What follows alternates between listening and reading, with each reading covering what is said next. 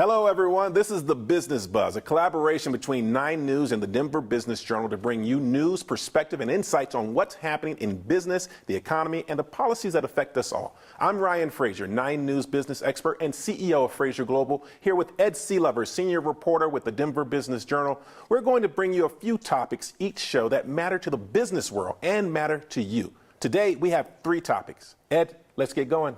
Do it. Topic 1, inflation and recession. This is an issue that we continue to hear a lot about, Ed. Inflation is running at a 40-year high. Some indication it may be easing this past month down from 9.1% to 8.5%. But the efforts by the Federal Reserve to tame inflation by ratcheting up interest rates, there has been continued effort to try to get it under control. And a lot of folks are worried about the possibility of a recession. Some people are saying that we're potentially in a recession, yet the National Bureau of Economic Research has yet to designate this as a recession.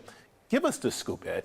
Okay, so you go through all of those numbers, and the taming that we are talking about of inflation can be put into this perspective. In July, it was largely flat from June, and while that should be seen as a good sign, that still means that people are paying 8.5% on average for everything they do, more than they were a year ago. And I don't think many people are going to be doing cartwheels because they're still at just 8.5% year over year. So inflation in a business sense is a very tough issue, because what you have is businesses that are going to have to pay a lot more for the cost of goods. I'll give you an example. Noodles & Company in the first quarter of this year was paying 70% more for its chicken breast, its most popular item on its menu, than it was 1 year ago. And at the same point, you have consumers who are saying, look, I'm not really able to pay that much anymore. My wages aren't going up by that much. I've got to cut back. And so what you have is this tough situation where businesses are saying, okay, we have to continue bringing in consumers. Even though we're spending a lot more, we can't make them spend a lot more.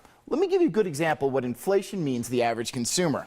Here is a Red Robin gourmet meal, or at least it was up until July 31st when the promotion ended.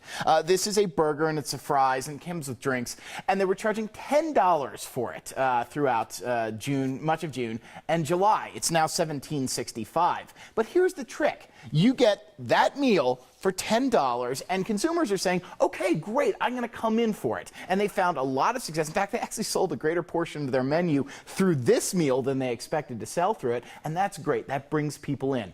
But at the same point, Red Robin was paying 19% more for the average cost of food in the second quarter of this year than they were a year ago. So if you're selling a lot of discounted meals, you're not making a lot of money. You're really hoping to bring in more consumers. But here's what happens then. The consumer is pleased if the consumer reacts to this, but at the same point, the business is crimped.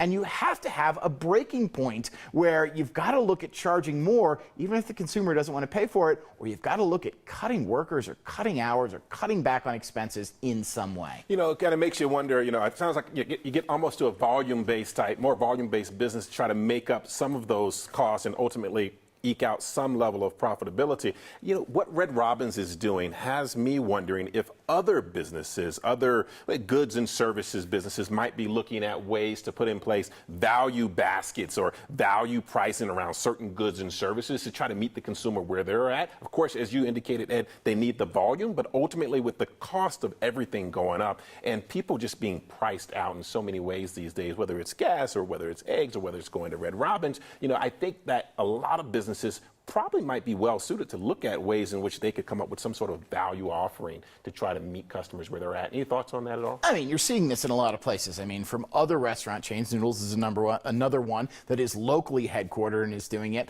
to even when you think about the streaming bundles. We are now seeing these services coming out and saying, look, I'm going to give you this at the same low cost or even lower cost, but we're going to stick ads in the middle of it, because they simply cannot continue to offer the same price, what they've been giving us, and they're worried that you raise your price and people are going to say, well, that's too much in my checkbook, I'm cutting that out. So I think you're going to see a lot of this tension in businesses here. Absolutely. No, so what are you going to be on the lookout for at the Denver Business Journal as it relates to just the impact of inflation and recession talks here in Colorado and in the metro area, as it relates to companies like Red Robin's and others who are trying to find a way forward here to meet consumers where they're at while staying profitable? Well, I think one of the big things you have to look for is this.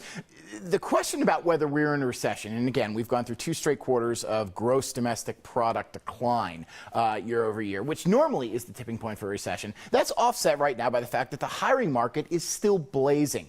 That hiring market slows down. What it's going to indicate is that companies have reached the upper level of their spending limits, and they're going to have to, rather than raise prices on goods at a time when all the goods are going up and people don't want that anymore, they may have to cut back on hiring. And that's going to slow the economy in different ways and affect people a lot more than inflation will. Yeah, I'll tell you what, if I have to pay $1 more for a French fry, we're going to have a real issue here in Colorado. Okay, let's move on. Topic 2, $17 new minimum wage. This coming January 1st, the minimum wage for any employer, whether you're for-profit or not-for-profit, operating within the Denver city limits will be $17.29 an hour.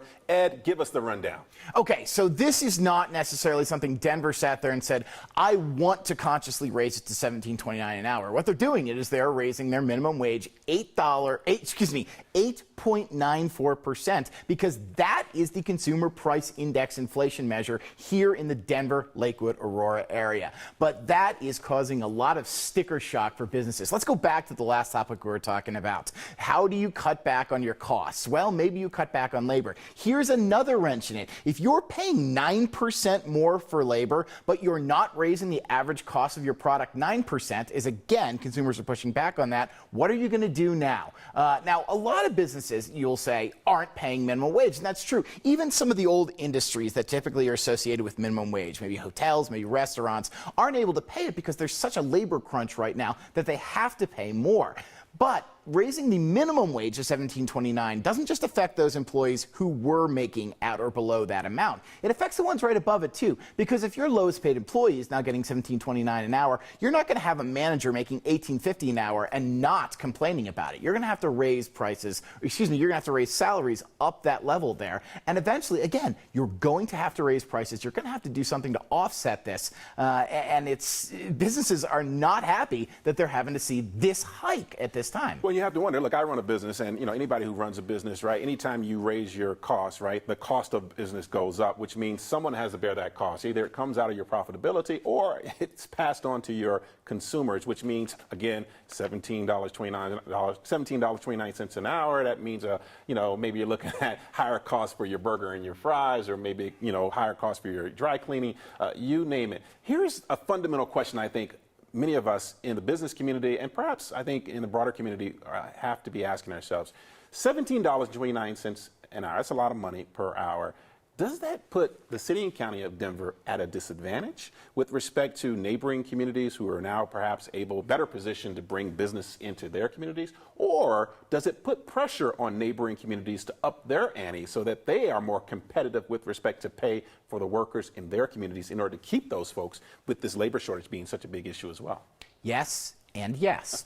So the first thing is, if you're not open yet, if you're looking as a business and you employ service workers that are going to get these lower wages, you're less likely to look at Denver. And I've seen and talked to restaurant owners particularly who have said that. We're looking at Littleton now. We're looking at Lakewood, because the Denver is a unique case where its wages are significantly above the state's minimum wage, which is probably going to be somewhere around $13.50, $13.75 next year, depending on what the CPI index looks like when it raises it in November. So yes, I mean, you're going to have a harder time as Denver attracting businesses here if they need to pay a higher minimum wage. But if you're in Englewood, if you're in Aurora, if you're in Lakewood, if you're in any of these cities that is surrounding Denver, you're going to have a harder time holding on to employees. If they can look over at Denver and say, hey, I can get $1.42 an hour more minimum just for jumping over the city lines here. And that's going to cause pressure for both wage inflation on these businesses around, and frankly for operating inflation. Let's not forget, right now, the biggest problem for restaurants, while inflation is bad, is still the labor shortage. A lot of restaurants are closing down certain days, certain hours they used to operate because they don't have the staff to operate. You start losing more staff to Denver, that's going to be a big problem. Yeah. So over the next, obviously this isn't going to affect till January 1st of next year, and it's going to continue to rise with the consumer price index as that rises. What will you all be looking on the lookout for at the Denver Business Journal?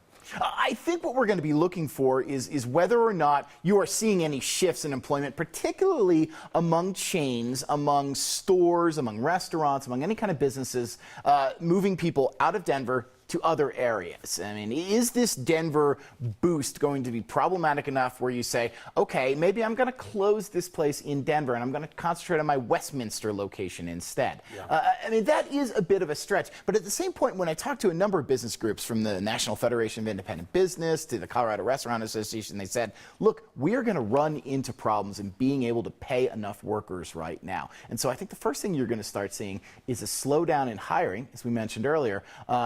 But after that, maybe you start seeing movement. Here's the other trick, though.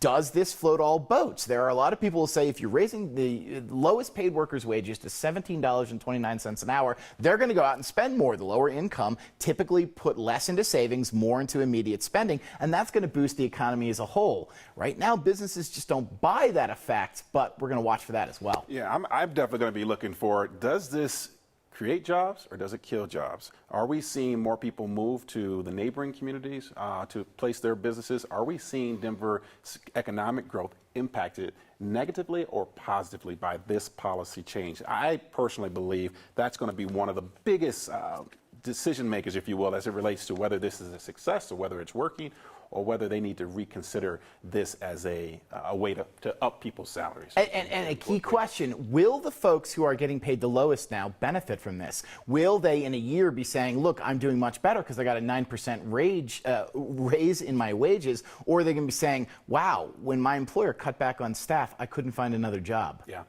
Speaking of jobs and job creation and entrepreneurship, topic 3, the intersection of business and politics, $1 registration fee to boost more Colorado businesses. Starting this year, owners of new businesses in Colorado are only required to pay $1 to register their business with the state, down from $50. The governor and other Democrat lawmakers are touting the measure as a small business booster.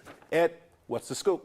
First of all, Ryan, I have to say, I love the intersection of politics and business because too often people go to the polls and they think about social issues and hot button issues and don't realize there's a big impact on how you work and whether you work that's coming out of these political decisions. So here's one where the governor is hoping, Governor Jared Polis, is hoping to see a boost in new businesses for 1 year, starting this just past July 1st until June 30th of next year. Businesses who register a new business, these are the entrepreneurs, these are the startups, will pay $1 to do so instead of $50. The question is, does this matter?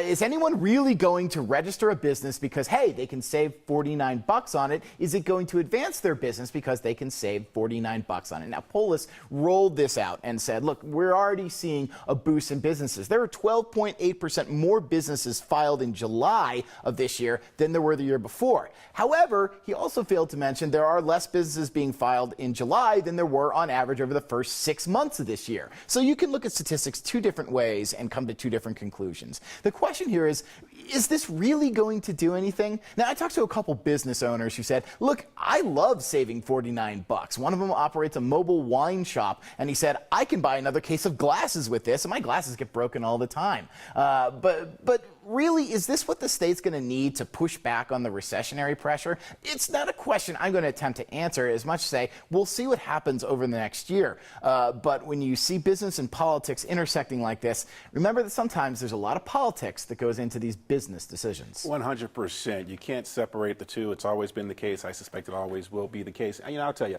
as a small business owner, a boutique business owner myself, would a $49 difference make a difference? Not really, to be frank. However, as an entrepreneur, I do like the idea of only paying $1 to get my business, registered with the state. It's a heck of a lot better than paying $50.